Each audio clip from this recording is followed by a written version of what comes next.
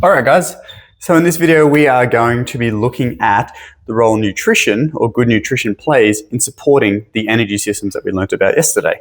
Okay, so a couple of definitions and terms before I just sort of get into the bulk of the video. This shouldn't be a long one. I should be able to keep this pretty, I've said that so many times, end up being 20 minutes, whatever. Let's just move on. So nutrition. Basics, we've got macronutrients and micronutrients. You should know this from your junior PDHPE. But anyway, macronutrients include 5 things: carbohydrates, fats, proteins, water, and fiber. Okay? These things are what they're broken down to in the body. So we know that we consume carbohydrates, it gets broken down into glucose, okay, and then gets used as glycogen for the energy systems. Fats get broken down into lipids. Protein gets broken down into amino acids. Water and fiber. There's 2 types of fiber, but don't worry about it. So there are macronutrients, okay? Then we've got micronutrients, okay? So these are the little things that come along with our foods that also support the healthy function of the body. And I'll specifically talk about some ones that play a very important role with exercise. So we've got, vitamins and minerals are our macronutrient categories. Popular vitamins, we've got, B, C, D, A, K, etc.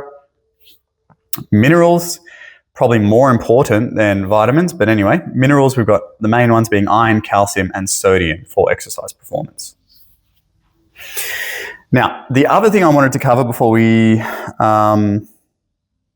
get on with the rest of the video is defining what an aerobic athlete is and what an anaerobic athlete would be, okay? So an aerobic athlete is predominantly going to be using the aerobic energy system. It doesn't mean they only use the aerobic energy system, because as we learned in the energy systems video, all 3 energy systems can be utilized at any time, and they probably are being used to a small degree every now and then. But our aerobic athlete is going to be predominantly using the aerobic energy system, so that means that like more than 50% of whatever they're doing in their activity is going to come from the aerobic energy system, okay?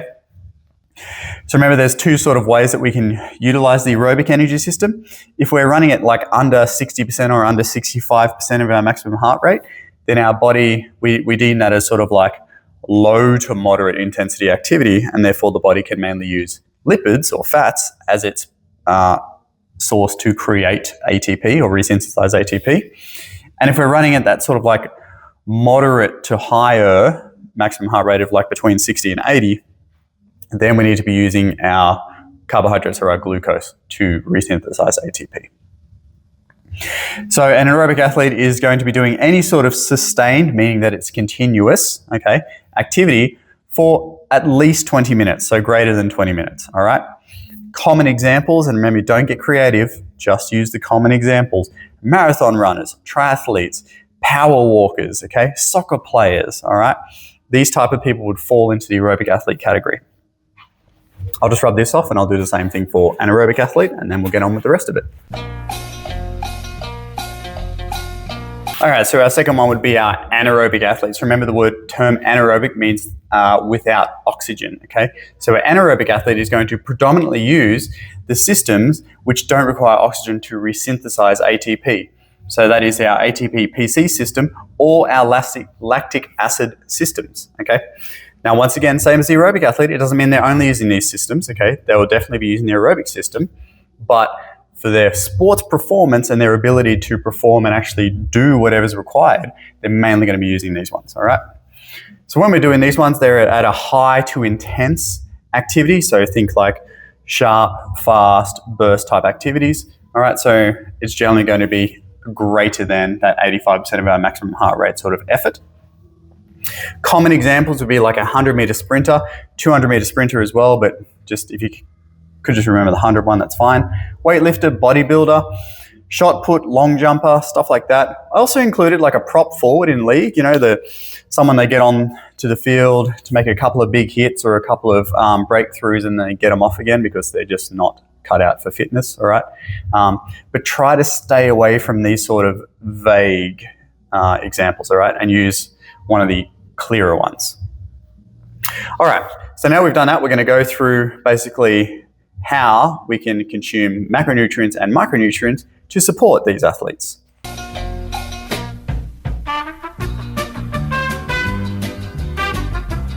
So before we get into the nitty gritty of like macronutrients and micronutrients and how they suit aerobic and anaerobic athletes, I need to talk about this concept, which is probably the most important thing that overarches the rest of them, like an umbrella term, okay? Total daily energy expenditure, TDEE, as an abbreviation. This is the most important thing, okay? So we're going to go into the minutiae as to what levels of like protein, carbohydrates, and fats different types of athletes should consume, but it doesn't matter about the ratios if they're just not eating enough food in general, okay? Athletes must consume adequate total nutrition, otherwise they have bad things, such as they won't grow, they won't adapt, so they won't get better, they won't get stronger, they won't get fitter. They will feel weak, okay? They'll feel lethargic, like tired, and they'll get sick easy, okay? And if you're sick, then you can't train, and if you can't train, you can't get better. So it's this big domino effect, all right? So just in general, okay, because you don't need to remember like too many numbers hard and fast here, but 2,000 calories, which is a day, is the general amount given to most adults, okay? There's a lot of fine detail that go into finding out this exact number. We don't need to go into it in this course. That's a general number, 2,000 calories, which is about 8,000 kilojoules, okay? Depending on if you're familiar with kilojoules or calories, it doesn't matter. Athletes, however, require more because they're doing more. They have a greater, if you compare two twins, all right? One is an office worker who sits on his butt all day, drives to work, drives home, sits on the couch, goes to sleep, rinse, repeat. And the other one is a marathon runner, okay? Same genetics, same body type, okay? But in their day, one sits on his butt and one is out running for 2 hours, okay? Logically in your head, you're like, oh, obviously the 2-hour runner needs more energy. Yes, they do, okay? So don't forget that when you're writing your answers. So for example, our marathon runner who burns 350 grams of carbohydrates in a session, okay, needs an additional 1,400 calories that day. So one brother needs 2,000 calories a day to maintain body weight and maintain his health, and the runner needs 3,400 calories that day to maintain that and obviously replenish what they lost during exercise. So that's the most important thing, and once that's sorted out, then we can look at getting our carbohydrates, proteins, and fats and all that at the right ratios, which we'll go through now.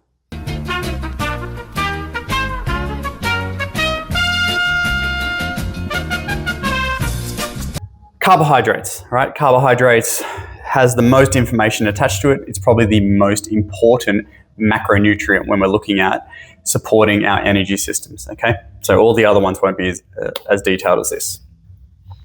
So carbohydrates for our aerobic athlete, okay? So remember, our aerobic athlete is doing sustained activity for greater than 20 minutes, more likely up to 1 to 2 hours, all right? So they're going to require greater amounts due to their ongoing need for ATP production, okay? So the body naturally, so this applies to both of them, but the body can store about 400 to 500 grams of glucose in the skeletal muscle and the liver, depending on the person's size, etc.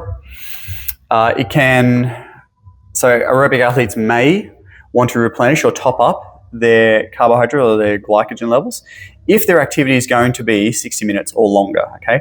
So if we know that we can store this amount in our body, then there's no need to sort of start replenishing or having glucogels and Powerades and stuff if you're only going to be running for 45 minutes, okay? But if you're going to be going for like 60 minutes or longer, right, think marathon runners, then absolutely you want to start topping that up, okay? Now, example with some hard numbers here.